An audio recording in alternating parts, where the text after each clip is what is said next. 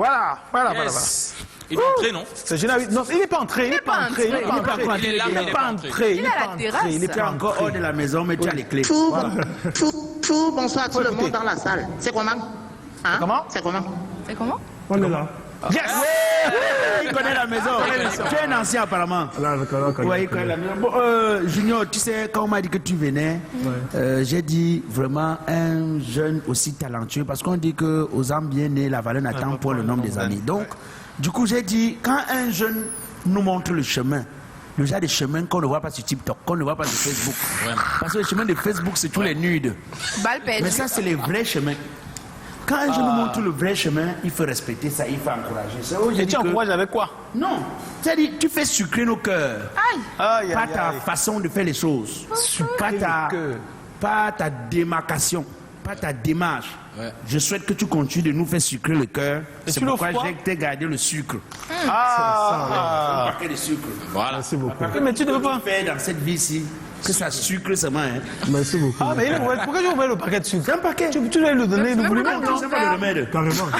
C'est ton paquet de sucre. Merci beaucoup. Ah, mais tu sais, c'est comme ça ici. Hein. Il y a toujours un cadeau de bienvenue. Merci beaucoup. Ah, mais qui s'aligne directement sur ce que tu représentes pour nous, pour les fans, pour ceux qui te connaissent avant ou qui te découvrent à l'instant. Merci beaucoup. Voilà. C'est quelqu'un qui sucre nos cœurs. Sachant que j'adore ce qu'il fait. Voilà. Merci beaucoup. On ne sait jamais, peut-être Dakoya sera dans le prochain clip. Peut-être. J'espère qu'il n'est pas cher. J'ai même fait que le featuring. Hein? Les qui vont chanter avant que les gens vont vivre les clips. C'est le featuring en studio. Titi, tu as la première question. On entre dans le vif du sujet. J'ai la première question, mais avant, je vais revenir sur la chute de la bio de Nazira qui a précisé que Junior était un beau gosse. Toi-même, tu ne vois pas. Un pain. Un pain croustillant, le pain croustillant. La boulangerie. Le pain croustillant, non? Oui, ok. Tu nous dis pourquoi tu as fait ça, Nazira? Mais c'est pas Nazira qui l'a invité. Mais je sais pas passé. Ouais, le désordre que tu viens faire. Cette remarque particulière. Ok, j'ai dit à ton tu voulais faire des confessions, tu voulais faire des aveux. C'est moi l'invité. Parce que tu ne nous vois pas. Bon, laisse-moi poser. C'est parce qu'elle ne nous voit pas. Ce qu'il veut dire, c'est que pourquoi nous? Tu nous as jamais dit ça. Attends, voilà. Je rebondis sur ce que vous êtes en train de dire. Hier, on a reçu Dorcas ici, là. Ok. Les gars, ici, là. Les yeux brillaient. Bon, ça va. Junior, voici ma question. Alors, ma question. Elle veut nous trop de démocratie, tu la démocratie pas. Voilà. Junior, quand on écoute ton nom, juste à l'évocation de ton nom, ça nous fait penser à l'autre. Qui? Narcisse. Narcisse. Voilà, donc bien évidemment, on suppose que tu es le fils de l'autre, que tu es dans la famille de l'autre. Oui. Voilà, et je veux savoir, est-ce que c'est héréditaire, le talent musical dans la famille? Je pense que c'est fort possible. Parce que dans la même famille, il y a un loco. Attends, attendez, tout ça. Explique-nous toute la famille. Vous parce qu'il y a une qui perd ses moyens là. Loco, c'est mon petit cousin. J'ai toujours su que ce n'est plus bien né. J'ai toujours su que ce n'est Il bien m'appelle affectueusement son grand frère chéri. Voici mon beau-frère. C'est-à-dire que Narcisse Price, c'est ton oncle. Ouais. Loco, c'est ton petit cousin. Ouais. C'est les seuls dans la famille. Il n'y a pas une relation avec Cambi Briand, avec Papillon. Papillon. C'est mon oncle. Ça alors. Waouh. C'est pas incroyable. Ma belle famille ainsi. Mais là, c'est clair, dans ma question, elle a la réponse. Oui, la réponse c'est est héréditaire. héréditaire. Après, il y a des rapports familiaux plus directs que les autres. Mais le plus proche de moi, c'est Papillon carrément. Papillon. Il est plus proche de moi que l'est mon oncle Narcisse Price. Oui, mais pourquoi tu as choisi Price alors comme nom? Parce que dès qu'on entend Narcisse Price. Price, c'est Priso. Ah, tu t'appelles Priso? Je m'appelle Priso. Ouais. Comme Narcisse Priso. Price, c'est Priso en anglais. Ah, d'accord. Chez nous, là, tous les Savoirs comprennent ça. Quand tu t'appelles Prison, t'appelles Price. Et je m'appelle Junior. Donc Junior Price. Pas forcément en relation avec Narcisse Price, ça n'a rien à voir. Mais en relation avec le c'est vrai qu'en choisissant Price, quand je changeais de blase, ça allait tout ça parce que déjà, au-delà du fait que c'est un oncle, je suis fan. Wow. Donc pour moi, c'est vrai qu'il y a des gens qui m'ont dit que ça te fait pas avoir de la personnalité, quand même, mais ça me dérangeait pas. C'est mon nom. C'est son nom.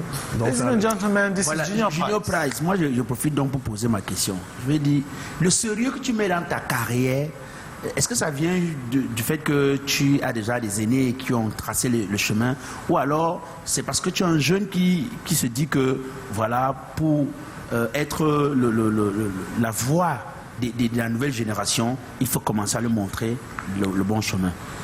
Le sérieux que je mets, c'est une très bonne question, merci beaucoup. Le sérieux que je mets maintenant, parce que c'est maintenant que je mets un peu plus de sérieux, j'en ai parlé avec Joe Matrix qui m'a tapé les doigts, c'est que j'ai fait la musique depuis longtemps. C'est, comme on dit, c'est héréditaire, c'est dans le sang. Après, maintenant, il y a le fait de faire la musique sous la douche, avec les amis, etc. Et de la faire de manière un peu plus professionnelle. Ouais. Si je suis avec vous aujourd'hui, c'est parce que je suis dans une trajectoire dans ma carrière musicale qui veut que je sois un peu plus sérieux, un peu plus professionnel. Parce que avant l'album que je prépare, qui sort en juin, j'ai fait un premier album, un premier EP, mais il n'y a pas eu tout le travail derrière, de promotion, etc. Mais les retours m'ont fait comprendre que non, il faut essayer d'être un peu plus carré dans ce que je vais faire. En fait, ma question, c'est parce qu'aujourd'hui, lorsqu'on est jeune et qu'on voit ce qui marche dehors, c'est naturellement les choses qu'on connaît tous. Oui. On a tendance à aller au studio, faire la même chose, reproduire la même chose pour gagner des concerts, pour être très vite vu. Mais toi, tu choisis un chemin qui va peut-être être lent, mais qui va être sûr. Je ne sais pas si c'est sûr, mais c'est vrai que le chemin que j'ai choisi aussi a un côté revendication. Nous, on a grandi dans le Makossa. Il y a beaucoup de gens autour de nous qui disent que c'est un rythme qui est mort, etc. Mais je pense que ce que je fais actuellement dans ma démarche, c'est de dire que ce rythme n'est pas mort. Il vit encore, il vivra toujours, mais on peut le faire différemment parce que les choses changent, le monde évolue, il y a de nouvelles tendances musicales et on peut faire épouser les deux. C'est ce que plein de gens font, les Nigérians font ça avec l'afrobeat, avec ce que fait la Kuti faisait avant, on mélange avec ce qu'on fait maintenant et ça marche. Maintenant, le problème c'est que quand tu es seul, c'est difficile.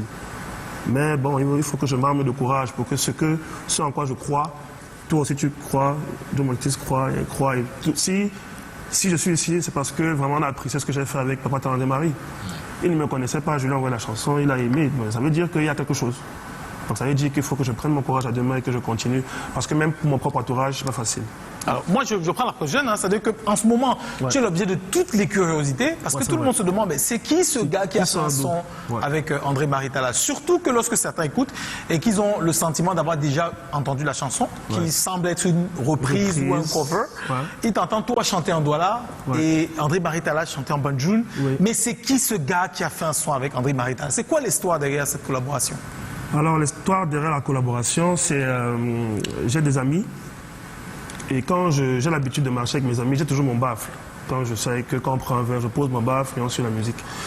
Et Tala Marie, déjà, je suis fan depuis le départ. Et il y a une chanson que je suis dans ma playlist qui s'appelle Dompo Kwika. La chanson que tu as... La chanson qui s'appelle, voilà, c'est une chanson qui est sortie en 72. Et voilà, je dis à mon ami qui s'appelle Ludovic, que je salue, et je lui ai dit, je vais reprendre la chanson aussi. Mais il faut que je la reprenne avec Tala Marie. Il éclate de rire, parce qu'on sort de nulle part. Là. Je dis mes choses comme ça, et puis il me rit à la gueule. Donc j'appelle un autre ami qui s'appelle Maël Kamdem, dont la mère est proche de Tala Marie. Et je savais ça. Donc je lui ai dit, est-ce que je peux avoir le numéro de Tala Marie? Il me dit, c'est pour faire quoi? Je lui ai dit, tu vas voir. Donne-moi le numéro, je vais me battre. Et il te donne le numéro? Sa mère me donne le numéro. Wow. J'appelle sa mère qui sait que voilà, c'est mon amie, elle me donne le numéro, elle se dit qu'elle se débarrasse de moi, que bon, ça va, il m'a demandé, on va voir ce qu'il va faire avec. Mais les gens oublient que, comme elle a si bien dit tout à l'heure, je suis d'abord un commercial.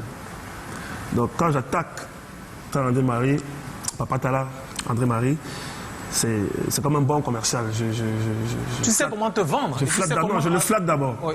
J'ai eu ton numéro comme ça, j'adore tes titres, tac, tac, tac. Il sourit. Après, je lui dis, j'aimerais faire une collaboration avec toi sur le titre Pokwika. Il me dit, mais tu sembles jeune, tu connais le titre là comment? Je lui dis, non, je suis ta musique. Je lui cite. C'est un titre de 72, on m'a dit. 72, je cite ces titres. C'est Kati, Homme Kachele, je cite ces titres. Il voit que je connais. Il a un rictus que je sors au téléphone. Mais après, il me dit quand même qu'envoie-moi 2 chansons de toi, on va voir.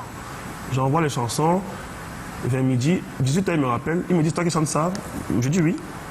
Et j'envoie des chansons du premier album. Et à 18h, il me dit, on va faire la collaboration. C'est comme ça que ça s'est passé. Mais la chanson se chante en langue... Sambanjoun. Sambanjoun. Ouais. Tu as vu un Mouna Sawa comme moi, mais il chante à Banjoun. C'est ça qu'on appelle un Mouna Sawa comme toi? Oui, il chante à Mounadibon, Sawa de Mounadibon. Ah bon? Oui, ça nous dit comment vous êtes tombés d'accord, mais ça nous dit pas comment vous avez enregistré et même comment vous avez tourné le clip. Justement. Oui, donc dès qu'elle a accepté, je lui ai dit, on peut faire ça quand? Et je crois qu'il était à Paris, il m'a dit, dès qu'il est au Cameroun, il me fait signe. J'avoue que jusque-là, je me suis dit que c'est pas un respect pour moi qu'il m'a dit ça et qu'il ne va pas vraiment réagir. Et qu'il m'a appelé, dès qu'il est arrivé au Cameroun, il m'a dit on peut faire ça quand? Je lui ai dit on va aller dans un studio, Astral Studio à Dedo. Il m'a demandé est-ce que le studio est bien pour qu'il puisse faire les malvoyants, donc est-ce que l'accès est bien? Je lui ai dit non, c'est très bien, super. Je m'attendais à un moment donné à ce qu'on m'appelle, on me dise que voilà, ça va coûter tel de machin. Rien du tout. Alors, à aucun moment, tu as Rien. Il est venu avec sa voiture, ses chauffeurs, ses gars, sa guitare. C'était féerique. Et quand j'ai dit à ma mère que je vais faire le futur avec lui, elle ne croyait pas. Normalement, tu me regardes, donc j'ai fait. Et donc, il est venu et on a travaillé 3 jours, 3 séances. Et on était dépassés jusqu'à un moment donné pendant l'enregistrement. Il finit une prise de voix et puis il nous demande c'est bon. Moi, je me regarde avec les gars, que tu demandes que c'est bon, que nous on va dire quoi.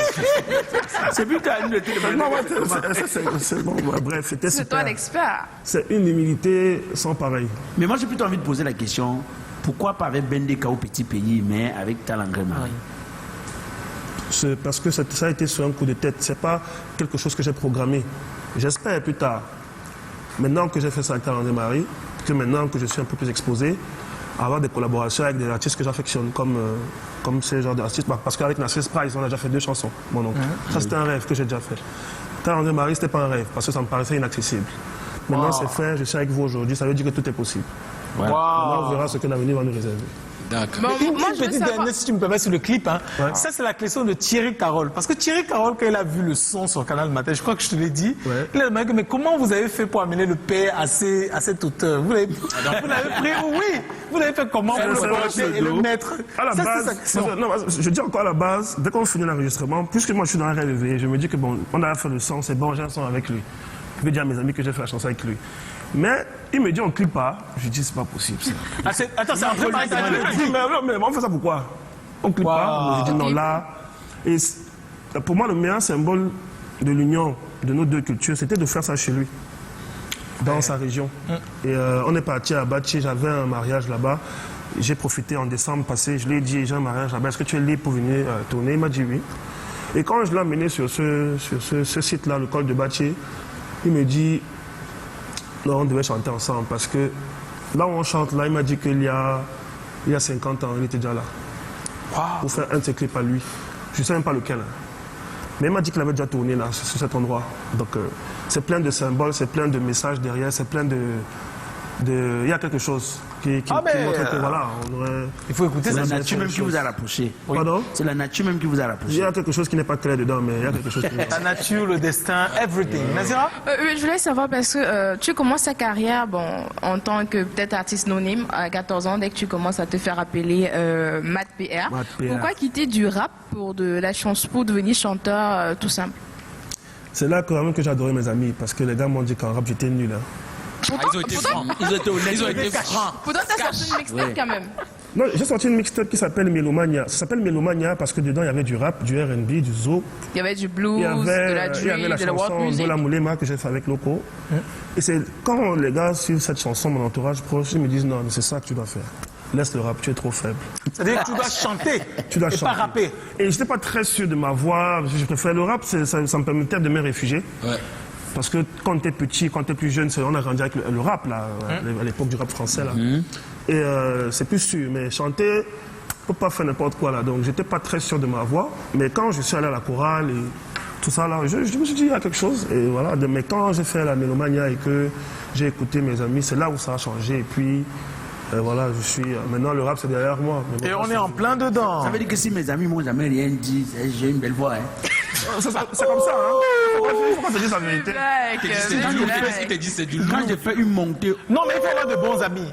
Non, c'est la preuve qu'il y a un très bon entourage. Des gens qui sont... Non, mes courageux, amis sont durs, hein. Courageux et sincère. Ah, peut-être. Qui sait?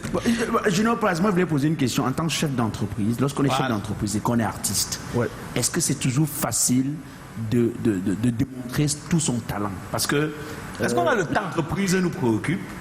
On a le temps vraiment? Est-ce qu'il y a le temps matériel pour le faire? C'est une question que je ne peux pas encore répondre. Parce que bon, je peux avoir des éléments de réponse. Mais je suis en train de vivre ça là.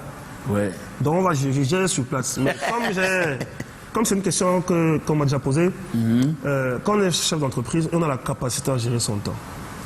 Et quand même, j'ai ouvert la société, c'était en 2019, ça fait déjà presque 5 ans. Le début, dans la conception d'une société, les premières années, c'est les premières années qui sont les plus difficiles. Les 3 premières années, là où tu rencontres des clients, tu démarches, tu montes, tu descends, etc. Et après, tu fais juste de la gestion clientèle. Donc là, je suis plus dans la gestion clientèle, des clients que je connais déjà. J'ai le numéro, je sais comment les toucher. Donc ça prend plus de temps qu'au début. Maintenant, ça peut prendre plus de temps si j'ai des choses à développer dans l'entreprise. Mais là, si vous voulez, je manage mon temps entre la musique et mon boulot. Et sachant que j'ai ouvert mon studio de mon label, là où il y a mes bureaux. Donc, il faut comme ça, tu prends l'argent de l'entreprise, les employés, on les aérés, parce que tu mets dans la musique. Non. À la fin du mois, il bosse. Vous n'avez pas vu que j'ai payé la promotion au Canada. J'ai pris l'argent où? Alors, il y a beaucoup de gens qui te connaissent depuis l'album Itaba. Ouais. Et qui ont vu un certain vide. Un vide parce qu'il n'y a pas de promo, un vide parce que tu n'es pas l'artiste le plus présent sur les réseaux, et qui désormais te revoient surgir comme ça avec ce single en collaboration avec André Baritala. Qu'est-ce qui s'est passé dans cette période de vide et qu'est-ce qui risque de se passer par la suite? Qu'est-ce qui a changé, je veux dire? Ce qui s'est passé, c'est que quand je fais mon album, j'ai ce qu'on appelle une déformation professionnelle. Parce que quand tu es sur l'entreprise, tu prends des décisions la plupart du temps toi-même pour diriger tes activités. Mais tu ne peux pas faire ça aussi avec la musique. Tu dois t'entourer des gens qui maîtrisent des choses que forcément tu ne maîtrises pas. Donc j'ai dû mettre de l'eau dans mon vin, écouter un peu plus. Donc pour mes projets à venir, on va beaucoup me voir parce que là on a commencé avec le clip au Cuca, mais il y a des clips qui vont s'enchaîner. Et un album qui va sortir avec une meilleure visibilité, avec un cabaret tour, etc. Donc c'est une question il faut avoir l'humilité de savoir que non. De déléguer. De déléguer, tu peux bien faire. Mais si tu fais bien, on ne connaît pas, ça n'existe pas. Ok. Donc je suis content d'être là aujourd'hui parce que c'est une chanson qui est bien reçue. Je pèse maintenant mieux le fait d'avoir une bonne promotion, etc. Et tout, et toi-même, tu m'as témoigné ça. Donc moi, je pense que je vais revenir à ce comment. C'est le but. Voilà, en tout cas, il y a l'album qui arrive. Une dernière, Titi? Non, mais on sera ravis de te recevoir. Voilà, et je pense que tous les téléspectateurs sont ravis parce que découvrir un titre comme ça, pour moi, c'est vraiment, sur le plan exotique, intégration nationale, c'est parfait. C'est quelque chose qui vient après, je n'ai même pas ça en tête, mais la plupart des commentaires, c'est ça. Tu n'as pas encore reçu l'appel de Narcisse Price depuis que tu as fait le featuring. Tu t'es dit, c'est... Non, pour encourager, par exemple, pour dire que c'est bien. Non, on était au studio là il y a quelques jours. Il est très content de moi. Il vit au studio, ce gars. Il est très content de moi. On était au studio là. Il faut leur dire hein, que l'entreprise est ton studio. Il y a un compartiment, c'est les bureaux, il y a un compartiment. C'est le Jacques quand à la fin du mois, le bon retard avec les salaires. Les gars de l'entreprise regardent les gars du studio. C'est vous, non? C'est vous qui nous mettez en difficulté. Mais blague. Alors, je ne sais pas ce que la régie a prévu, mais ce que je propose, donc justement, c'est qu'on a notre designer qui vient de Londres. Je t'en ai parlé au téléphone. On a un designer qui vient de Londres et qui exprès est venu scruter, analyser l'ensemble des styles autour de la personne. Parce qu'il faut savoir que le succès aujourd'hui, c'est pas seulement la musique, là, c'est aussi le feeling que tu rajoutes autour de ta personnalité. On commence donc par les styles de Junior Price, Nazira. Après le jingle. Après le jingle.